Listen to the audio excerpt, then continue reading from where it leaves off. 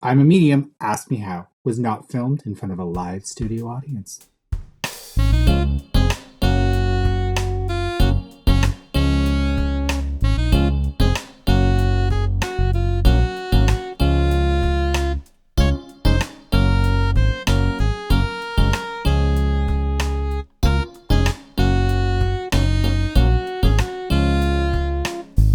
We best friends, but we love talking about dead people.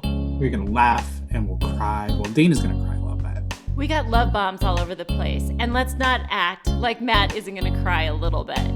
But we're also gonna cuss. So if that doesn't resonate, turn the fuck around. Yeah, we're gonna drop some fuck bombs.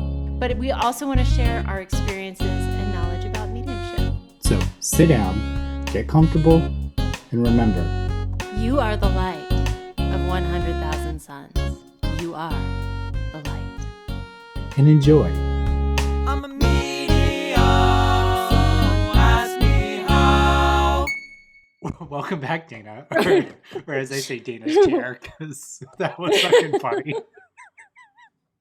So for you viewers, we're starting off with a bang. Yeah, for viewers at home, me and Dana like to just chitty chat before we start every episode.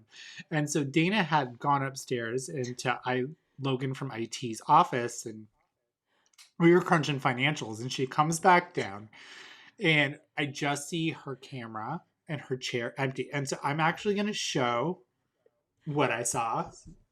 Can you see this?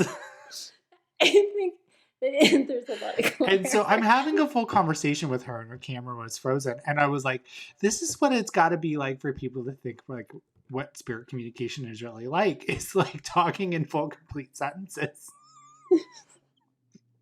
We're gonna have to post that picture. Save that picture. We'll post it when we post this to YouTube. I will, because I just think that was phenomenal. Like that's exactly what people think it's like to speak to dead people. Well, and we were riffing, and I may have been making some suggestive hand motions, and the funny thing is, I was like, "Oh, that's why you weren't laughing," and you're like, "No, I figured it out by the noises you were making." Yours was like, and I was like, "Yep, I know what you're talking about." So either our friendship is really twisted, or we're that in sync now where I know what you're talking about. Or all of the above. Or C all of the above. So, Dana, let's talk about what is it like for you to be a medium and like surrendering to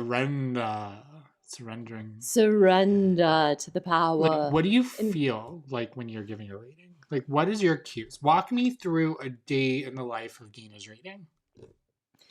Well, for me, it's interesting because I'm a girl with boundaries. Mm-hmm. And we talk about it, with our little groupie of friends. Like, if you guys don't know it already, we kind of have this little foursome of mediums of myself, Matthew, Cody, and Hannah.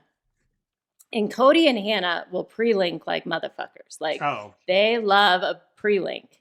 It's their favorite thing in the whole wide world. I do not like to pre-link. And for those of you that are new to mediumship, pre-linking is trying to like kind of meditate prior to a session, pulling forward spirit that would be for that session, whatever. Mm-hmm. And I will be honest, when I was kind of beginning, I used to do that.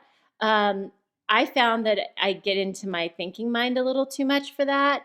I found that it wasn't a good life mediumship balance for me when I did that. So I threw out the pre-link. No pre-linking for Dana.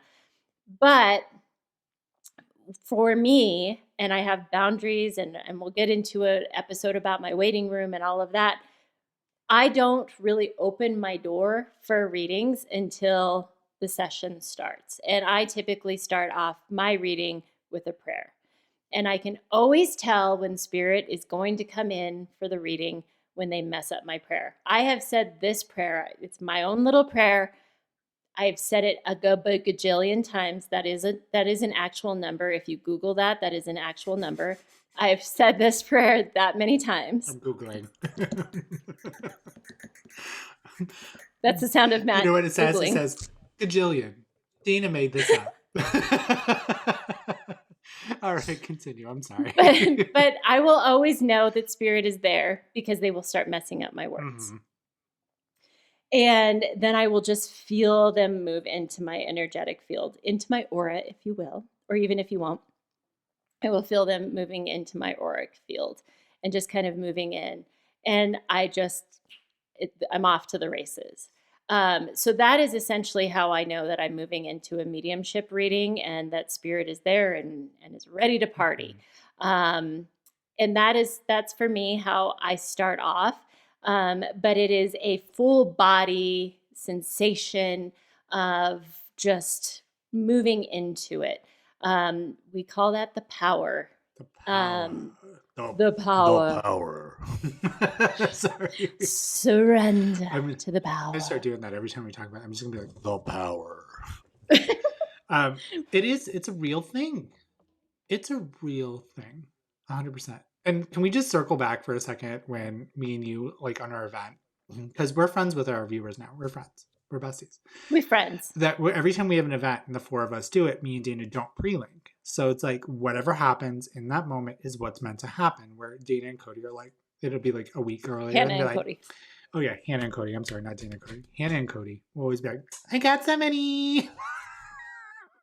But it's a real thing. But it can be very overwhelming because you have this person with you that can't be validated or claimed. So you're just sitting with this entity getting to know each other.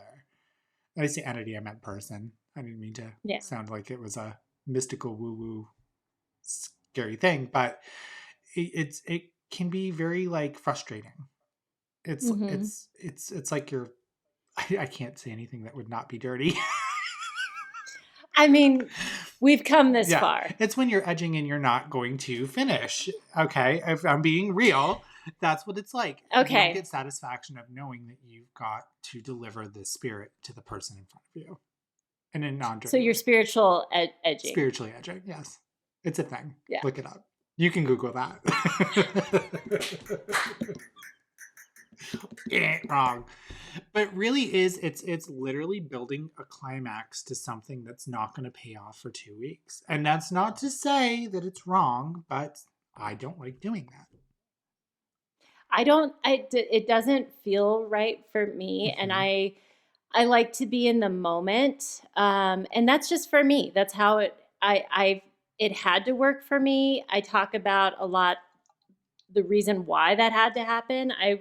A lot of me in my professional life as a medium, was doing readings at a shop where I was doing 7 readings in a day. Yeah. And it had gotten really overwhelming to parse out who was for who, and if I was pre-linking, which spirit was I bringing in. And driving to work, I would have like a carload of spirit with me, and it was too much. So I figured out really easily that I didn't have to pre-link, that as soon as I opened the door, the spirit I needed would walk through, and wham, bam, thank you, ma'am, there they were.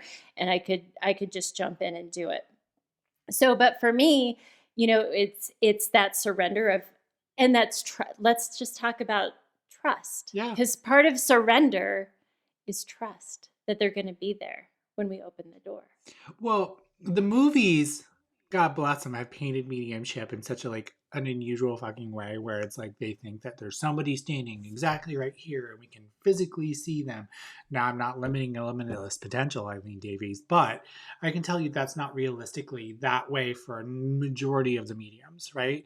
So when we're like pre-linking or we're linking into something and we're not delivering what we get, there could be a time when your brain wants to creep in and be like, fill in the blanks. Nah, nah, nah, nah, nah. And then, so by the time you go to land that reading and give that person that reading, it's completely different than actually what it was because you've given yourself time to sit on it. Mm-hmm. And my mentor, God bless her, rest her soul, Janet Novak, was like, give what you got. Give it now. Don't write it down. You give it. So she beat that out of me. I don't want an ex-nun yelling at me about not delivering what I got. No, thank you. I am good. I am mucho goodo. So once you start to get your spirit, is there something that you've noticed that's like a commonality? Because I know that spiritual mediumship is very unpredictable, right? No reading is the same. no spirit's going to show up. But is there any like telltale signs that you have that you're on the right track for spirit? Like, do they give you physical cues or anything like that? Oh, I mean, it that power, that physical Mm-hmm. sensation grows and builds, and you just so the way that Matthew and I read and that we teach is to trust that power, that feeling. Mm-hmm. So when and we give a piece of evidence and we wait for a yes, no, or I don't know, because we want to make sure that you're resonating with what we're giving, Yeah. right? And we don't want to make up a story or anything like that. But it's that when we want to make sure we get that yes from our sitter or the client, but when you don't even need that yes, because you say it and your whole body lights up. Yeah. And You that, feel it in every cell of your body. As soon as you say it, your whole Oh, body yeah. just goes. you know what I imagine that happens during that moment is that spirit comes in and they blend with you even more. Like you Mhm. fall into this thing where you know what you're about to say is going to be correct, where they're like, yes, and they just tingle with you. And it just lets you know that you're like, cool, I'm on the right track. Now, Mhm. what is interesting for me, I don't want to sidetrack you from our original conversation, is let's talk about the power, just so our viewers have an understanding of what the power is. Because I think we use that word a lot and we always like drop the little nuggets and never really fully explain it. That we are all energy, right? We are all Mhm. energy. I use this analogy, and it usually makes sense for most people, is that your car is, your body is the car of the vehicle, right? It's the vehicle that your little spirit traveler travels in. And so when your car breaks down, the driver or the spirit gets out of the car, but it's just energy. Okay. And then we go into this big energetic ocean, I would say, to just do whatever we're going to do on the other side. Okay, that's the other side. We're exiting the broken car, we're good. When we start to connect as a mediumship reading, we start to feel our personal power, right? Our mediumistic abilities. For mine comes from my heart center. For Dana, it comes out of her sacral chakra. Solar Plexus. plexus. God damn it. I've known you for this long and I still keep saying sacral chakra. Solar plexus. I'm sorry, because that is a power center, right? And we expand that out. And then source energy from source or God or whatever you said, whatever you want to call it, usually comes down and blends with us. So it creates this harmonious. It's us raising our vibration, it's theirs lowering theirs, and we blend together in this beautiful energetic field. And so that creates this perfect storm for spirit to come into this and start to blend with our auric field. Okay. And as we start to get validation, yeses are my favorite. No's are just as good, but yeses are my favorite. It builds a power that we start to ride off of. And what the power is, it's a lot like a roller coaster. It's going to have ups and downs as we go, and we can lose it and we can gain it just like that. Our jobs as psychic mediums is to ride that energy wave and know when we have to start to build it back up again. Because I don't know about for you, the power is never sustained where it's a flat plateau, it curves up and down. And so when we're asking questions and getting validation around what the information that we have, we build a power, and it's easier for us to know that everything that's going to come out of our mouth is correct, and our body reacts, and our chakras react, and everything under the sun aligns in a beautiful way where that is like when you're watching a really good mediumship, they're riding that power. And that Mhm. power is transmitted to everybody watching it. And it is a very moving thing. So the power is a very, very, very, very, very tangible thing. It's tangible. I was It's going to say tangible. tangible. And if you Mhm. look at our podcast logo, when me and Dana had got our aura pictures done, Dana was like, go in as a medium. And you didn't really do it as much as you did. I think you opened up a little bit. But I Yeah. opened mine for my heart center and not my solar plexus. Oh, Oh, look at you got it. You can actually see in our podcast logo, I actually opened mine right before I sat down for the picture and it showed up. So it is a trackable thing, which is really, really cool. So go check. And you saw, Yeah. like, mine is lit up from my solar plexus. Yeah. It's And I went straight to my crown for some reason. You can see a lot from my crown on mine. But, you know, that was a beautiful description of the power. Like mhm, that I think that that is just the beautiful thing. And being able, it is a tangible thing. When you are seeing a beautiful mediumship reading, you can tangibly feel that power grow. mhm. And it's almost like getting locked in. Yeah. Cuz like I feel like sometimes when there's a spirit around, you're kind of like, okay, I feel you. And then you're just like bringing them in closer and closer. And there's like this full blend lock in. Mhm, It's like, I got you. And it's just like, and then it's like, mhm. there's something, I don't, It's it's almost a magic. click. It's magic. Mm-hmm. That's the best way I can describe it. It's like when you, but to get there full circle, you got to surrender and trust.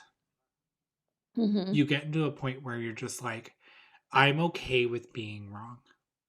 Mm-hmm. 100% If I'm going to read in front of like 230 people on TikTok, I'm going to trust I'm going to be wrong and I'll walk it off and it's not about me. And that's when that sweet spirit comes in and is like, I got you.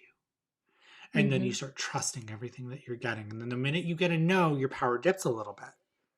And then you Mm-hmm. got to be like, okay, I'm walking it off, stepping out of the way. And then you start get backing it and you build up into it and then it rapid fires. So it's literally like just shooting off your gun, having to reload to shoot it off again. I know bad analogies, Matt, bad analogies. But it really is very true to that. And Mm-hmm. our friend Megan Elisa, who you'll meet in a later podcast, I can guarantee it. So, I mean, what's funny is we haven't officially asked her to I be on the know podcast, but she's we're gonna manifesting an Elisa. she's gonna come in, but she gave the best analogy in my development that I just have to share, but I want to give her credit. Is that the information from the spirit world is a lot like walking on the beach and having your feet wash over with the tide, right? So it rolls in, it's subtle, we catch it, it drifts back out, we give what we get, and we wait for the next wave to hit our ankles. And so that is a lot about the power. It's very subtle, but if you build it enough, it is unstoppable. It is Mm-hmm. unstoppable. And it is the most amazing feeling. Like that's when I know spirit comes in and they're like, doing a good job, bro. Because I Mm-hmm. feel it. I feel it. And it is the most indescribable feeling I will ever have. I think in the beginning of our development, I don't know about you for Dana, but like I would always chase the wow moments. Oh, yeah. Mm-hmm. And I think spirit kind of gives you those, and they will in your development. Mm-hmm. And it's hard sometimes, and we see this in our development circle sometimes, Mm-hmm. where they're like, I was getting this at the beginning. And Twy Daddy, we Martin Twycross, we call him Twy Twy Daddy. Daddy, talks about spirit giving you a sweetie. And it's like this little like carrot of like, this is what's possible. Now I'm going to show you what's possible, and now you're going to have to like develop and work at Mm-hmm. it to get it. But it's like, this is what's possible, because you get those little wow moments of like, oh yeah, Mm-hmm. yeah, I can get that, um, because when you do get that like amazing little piece of evidence, there's nothing better. It keeps you going. It's intoxicating because you're like, I want every reading to be like this. And then it's not. Mm-hmm. Yeah. And that's part of the surrender Uh-huh. too, of it's trusting that like sometimes they're not all going to be home Mm-mm. runs. Or you do it so long that no moment is a wow moment, Mm-hmm. You're right? chasing the dragon. You're chasing the dragon. You're waiting for that moment to come back around to be like, well, I'm still a medium. You're always a medium. It's just you become desensitized to what you're getting, but the person that you're reading for, they're wowed. But Mm-hmm. it still feels hollow, right? Because you're just so used to going, I'm awesome. Well, and I have to like call you on this. Like one day, not too long ago, you were like, oh, grr, you were a little frustrated with the reading you Yeah. had. And I was like, Matthew, I want you to go back to beginner Matthew. Mm-hmm. Beginner Matthew, watching the reading that you just did, Mhm. would beginner Matthew be amazed at the reading you just did? Oh, 100%. And you were like, oh shit, yeah, Mhm. totally. So, we get it gets to be a little normalized. And so the wow is a little gone. And, there is that chasing of the dragon or chasing the dragon, not chasing of the dragon. That's fine. We chase all exotic mythical creatures here on I'm a Medium. Ask me how. But Dana. You got a fairy? Yeah, you got a fairy. I got a fairy in my pocket. You want to chase her? So I have this new thing that I wouldn't say I'm chasing, but the thing that I strive for in my readings is not so much the wow of the evidence at all. It's the wow of the blending and surrendering that I really chase. And I think that's the sweet spot we really want to be in with mediums, because it's like you're really flexing your trust and you're flexing your surrender. And then what else is possible, right? And how long can you have that side numbing feeling that feels so good last for as you're giving evidence? Because it does take you out of your passive mind when it happens, right? It takes you out and it snaps you out of it. So it's like, how long can I ride that for? And it's not that I'm trying to make myself feel good. It's just, how long can I blend with spirit for? How long can I, or if I do this, will I fully start to get more information at a deeper evidence level? Right? So it's amazing. It's a goal. So, but you're talking about something that's really important, and we talk about it a lot in Why We Sit in the Power. And why we go to development circles. It's the endurance. Because let's talk about holding the power for a minute, holding spirit. There's a reason that a beginner medium can only do a very short reading, because to hold the vibration for that long, or to do a reading for that long, it takes energy. Oh, yeah. Ooh, it does. So essentially what you're talking about, Matt, if I'm understanding you correctly, is you're just building your endurance to hold the vibration longer and to go deeper with it. I want that moment right there to just be a secondary feeling that it's not going to snap me back out into my active mind. I want to be able to be like, okay, cool. And as I've been doing it, I've noticed it's felt more intense when I'm getting the information that they want me to say in the way that they want me to say it. Does that make sense? So it's not that I'm giving facts. It's when I'm transitioning over to either a message or something that, like, if I'm saying I love you, it's usually in those moments because that's when they want me to say it. Like, we had a reading today on TikTok. We're not going to talk about it too much, but I had said something where I'd shut my camera off and I just sat with them for a second. I turned my camera back on and I'm like, I thought it was done, but they want me to say this exact thing to you. And I felt it just like it came in. You like my sound effects? It came in and it really just overtook me of being like, yes, I was supposed to say that. And now it's like my boss spirit, because I work for, I don't know where I fall in that whole corporate ladder, but I know that I'm going to get promoted soon. But do you get benefits? I think I do. I get a good 401k. But I think it's like, at this point, it's just knowing that I did a good job, and that's their way of being like, you did it. You did it. So in my review, when I go to the other side and they're going to move me over to like HR or payroll or wherever they put me, it'll be good marks. That'll be good marks. That's how we know we're in alignment. So something that, like, even in doing this podcast, I know I'm shifting the conversation just a tad, but go with me here. Paying attention to when we are in alignment, whether we're in the middle of a mediumship reading or just in life in general, or in our job or in our relationships or whatever, are we in alignment?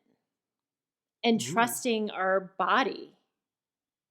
And trusting because I believe that our bodies are amazing antennas, right? So when we are talking about the power and when spirit is using it, our bodies are antennas, right? So if we're essentially, what we're doing as mediums is we're trusting the antenna that is our body to guide us. That's good. I just dropped the mic. Did y'all hear it? I just want to do this. That was, but it was phenomenal because you have like this work or this point of view, right? It's not popular. I can't say it's really popular. So there's things that we have to personally navigate in our spiritual journey that is going to hit with us in a certain way. And I think we said it in multiple podcasts now. Take what resonates and leave the rest. But you've got to know how it's going to serve you and your highest good. So thank you, Dana. That was well needed. Yeah. We really needed that. Yeah. But I think in trusting that antenna, and the more that we meditate, the more that we self-care, because in spiritual development, whether you want to be a medium, you want to be a psychic, or you're just healing yourself, right? We're paying attention. We have better awareness about ourselves because we have to. Let's talk about sitting in the power for a second. The first part of sitting in the power is just purely paying attention to our own energy. Well, should I explain what sitting in the power is really quick? Because we haven't talked about it on the cast yet. So, I mean, it's my favorite thing that you do. All right. Okay, and scene. Everybody put your seatbelts on. I'm bowing. All right. So, sitting in the power is a passive meditation. It is not a meditation where you see or channel spirit. It is a chance to attune to the spirit energy that is going to be presented forth and your own energy, so you know that there's a shift in awareness when something changes.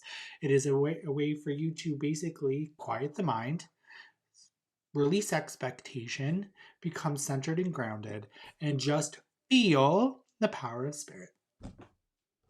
Thank you. Thank you. Thank you. I'll be here every Tuesday, everybody. Okay. Go ahead. Come to circle. No, but the first part of sitting in the power is just first noticing who we are and building our own energy and raising our own vibration. Because we have to know what is ours and what isn't ours, right? So if spirit comes in with heart palpitations and is making chest pains, right?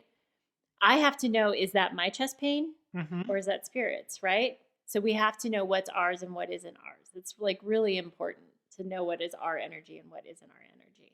And so in developing, if we want to develop our abilities, we have to know what's ours and isn't ours. Oh, 100%. Really 100%. Because then you're just giving yourself, right? You're not quite giving what you feel, or you're trusting everything. And your brain is a very powerful thing. It is more powerful than you know. And so when you're giving information because you don't have discernment, like you don't know what is yours and what is spirit, you're going to stumble a lot. So sitting in the power is a must do. If you're going to do anything for your mediumship, sitting in the power, 100%. Absolutely.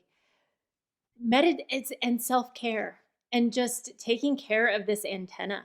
Remember, like you talked about this being a car, right? And it is like this houses our little soul and this is our car, but you put oil in, or you put gas in your car, right? Get your oil changed. You got to take care of your vehicle. It's the only one you got. You can't upgrade to leather seats. It is the only thing you got. I mean, you can. There's plastic surgery. I just thought about it as it fell out of my mouth. I was like, oh, wait. That's what she said. But getting back to the topic, Dana, is that surrendering and trusting is you really got to know yourself. You got to know yourself first before you can do any surrendering or trusting. Do you agree or do you disagree? Oh, 100%. Starting first, it's almost before you go out, you've got to go in. And there's trust. Surrender is synonymous with trust, right? So if we have trust issues in our life, like maybe we've been burned before, or maybe we've been judged before, or whatever it is, we've got to face that. So where is that popping up? Why do I have trust issues, or why do I have a hard time letting go? Because we're letting go of control. Yeah, and you don't need to be a perfect person to be a medium. Let me preface that, though. You don't. But you need to actually take care of yourself.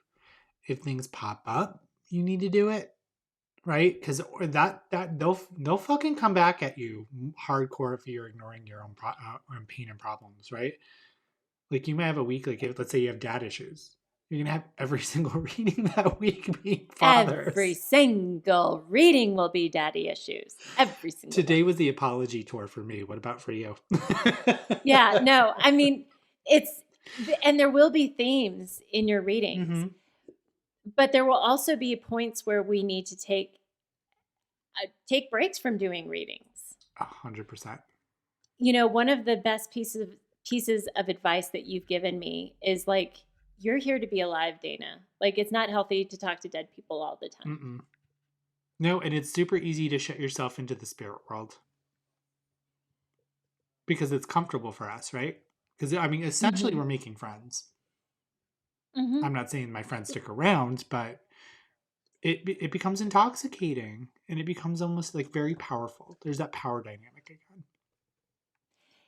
If I'm honest, dead people are a lot easier to hang out with than the living. Hmm. I'm more scared of I the. love hanging out with dead people. I'm more scared of the living than I am the dead. Oh, 100%. We're unpredictable, freaking ego. But we're here to be alive. We're here, Hmm. I call it Earth School. We are here to learn, we are here to grow. And if you think that you can do this whole mediumship psychic thing and not grow and develop as a human, you're doing it wrong. Hmm. I think that you're going to fail really quickly if you don't pay attention to what's going on in your life. So you need a work-life balance. Mm-hmm. And you need to go outside and hug a tree and drink kombucha and walk a track or look at shirtless men walking their dog around, Berkeley Lake in Colorado. You got to do these things. I mean, it seems like you're like pulling a lot about your personal experience forward. I don't know if you're I really like Stanley Lake or Berkeley Lake. I'm that's, sorry. that was a profound experience in your life. It was. It was very enjoyable. Very enjoyable. But Dana, is there I'm trying to formulate this question of being like, when do you feel that it's too much for you and that you need to do self-care? Well, I have to pay first off, like if I have a bad reading Mm-hmm. where I'm just not connecting, the first place I got to go is me. Because we always know spirit's around. Spirit always shows up, right? Mm-hmm. The first place I got to go is myself. Like, was I well rested? Did I get out of was I not surrendering to the process? Do I have a lot of personal stuff going on? And really checking in with myself on a day-to-day basis of like, where am I at? Mm-hmm. Do I have drama going on in my life? Do I need to take a step back? I have to say for myself personally, I've had a lot of physical health issues Yeah. that literally have stopped me in my tracks, that I've had to like stop. Mm-hmm. There's no choice. And honoring that flow, I don't want to like divert this too much, but being in flow. Yeah. Because I talked about being in alignment very briefly, but it's the same conversation as being in flow. And if something is telling us to stop, because a bad reading could just be a bad reading, Mm-hmm. right? And we don't want to like overanalyze it too much, but it can also be like, hey, is this in alignment? Is there something you're not paying attention to? Are you pushing where you shouldn't be pushing? Mm-hmm. Does this not light you up?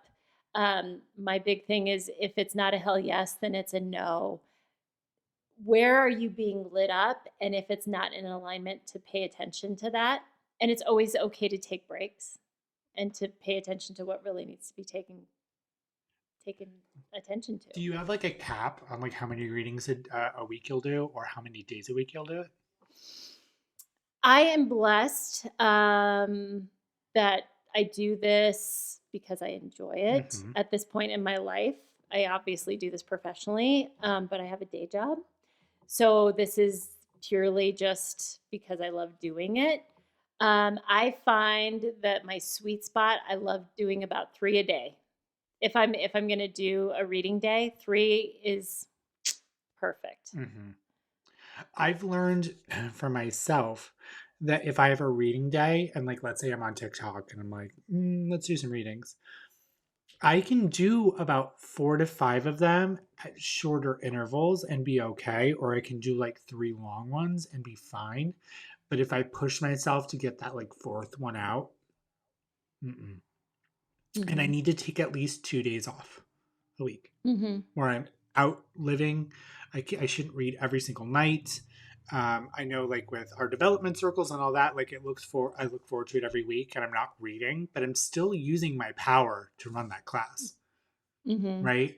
So like making sure that like Tuesdays, it's a work day for me, and then I have my day Mm-hmm. job, and then I'll take like Sundays off. Mm-hmm. You know what I mean? But I just need to, like, as working mediums, we have to have a work life balance. There's no way that we could do this work, burn ourselves out, and provide a good service to others without taking a toll for ourselves. 100%. And I just And mic dropped. making It's like, ooh, I hope you got your ears are okay from all the mic drops I in this know. podcast. We're just like dropping them like it's hot. Drop it like it's hot. But I think, again, obviously we're talking about mediumship, but I hope what happens a little bit in this is, okay, mediumship has taught me so much about life. Oh. And while Matt and I are talking about the subject of mediumship, this could apply to anything, right? Balance in life is important. So doing anything out of excess is never good. You mean right? you can apply this to jewel art? You know, too much. too much, too fast. I totally get it. Not that.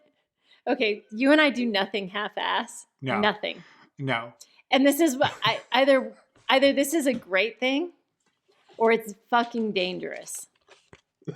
I can't get mine's over there. I'll show it on my screen. So jewel art is very addicting, but it can be very excessive, and you can get lost in it. So I just wanted to piggyback that. I'm sorry, Dina. but understanding like this is who we are as people. Mm-hmm. And I thank you, Matt, for keeping me accountable, and I hope I keep you accountable too. Oh yes, you do. But it's nice to have but a at the photo. but at the same time, because you and I both have like very like go gadget go Mm-hmm. personalities, but we need that balance in our life because we would do a diamond art and like attack it with such Yeah.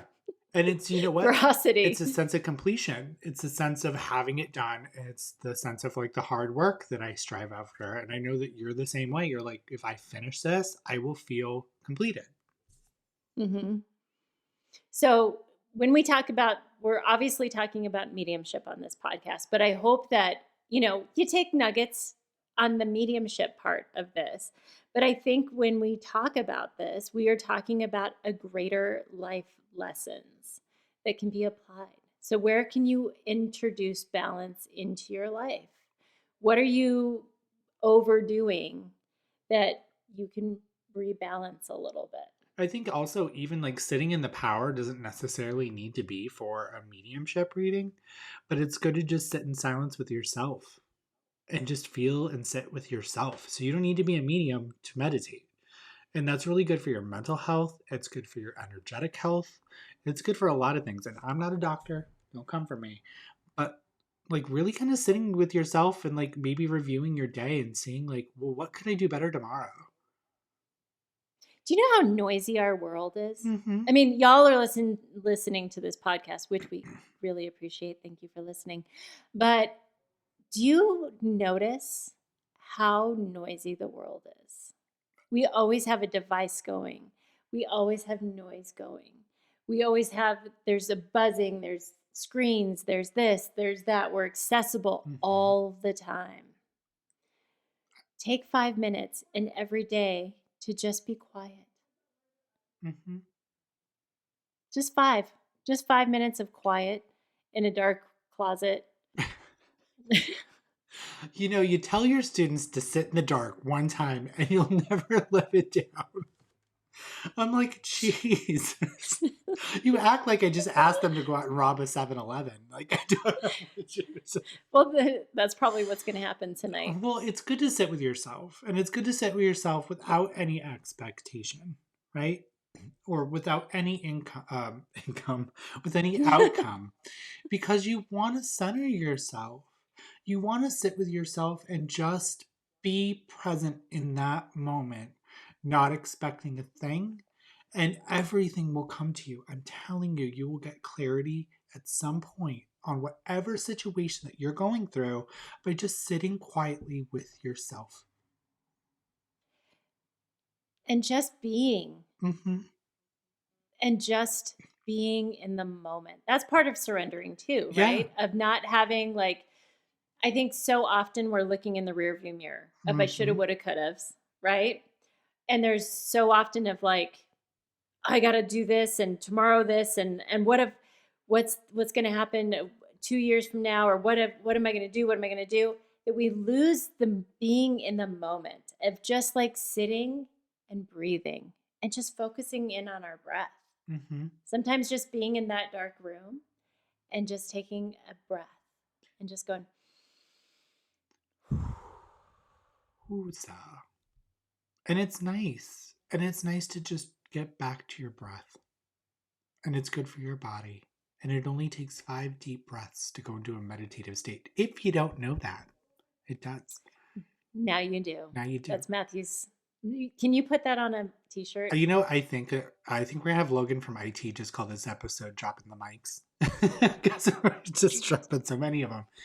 But I just want everyone to walk away from this podcast and let's just take one deep breath together and just in through the nose, out through the mouth.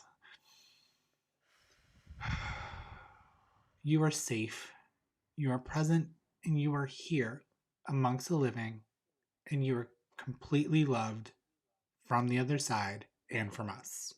100%. And you're here for a reason, and we're so grateful and thankful that you're here.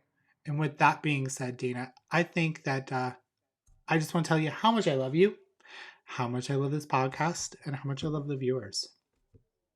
I love you too, and I love y'all, and we shall see you next time. You're in our hearts.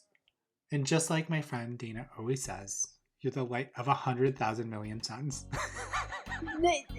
One day he's going to get it right. I'm adding it on every single time.